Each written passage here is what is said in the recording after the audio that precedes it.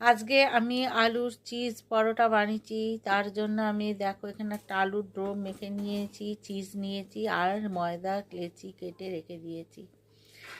এইবার এই লেচিগুলো দিয়ে দেখো একে একে আমি পুর ভরবো। প্রথমে একটা লেচি নিয়ে নিলাম, এবার একটু হাতে করে গোল করে নিয়ে একটা বাটির মতো শেপ দেব। বাটির মতো বেশ একটু বড় করব।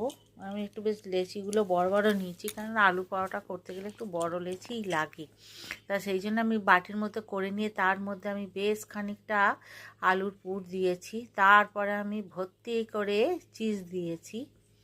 দেখো দিয়ে একটু টিপি এরম করে ঠেসে ঠেসে দিচ্ছি। এবার এটাকে মুড়ে নেব। মোড়াটা সবাই পারে, আলু এইভাবে মুড়তে হবে। মুড়ে নিয়ে একটু ঘুরিয়ে দিলাম, দিয়ে একটু চেপে চেপে দিয়ে গোল করে নিয়ে একটু চেপে চেপে এরম করে দেবো। ব্যাস, এবার আমি সব কটাই একইভাবে রেডি করে নিয়ে দেখাচ্ছি। দেখো সব কটা আমার পুর ভরা হয়ে গেছে। আর ভাজার এটা ভিডিওটা করতে আমি ভুলে গেছি, একবারে ভেজে নিয়ে রেডি করেছি। দেখো রায়তার সাথে পরিবেশন করছি।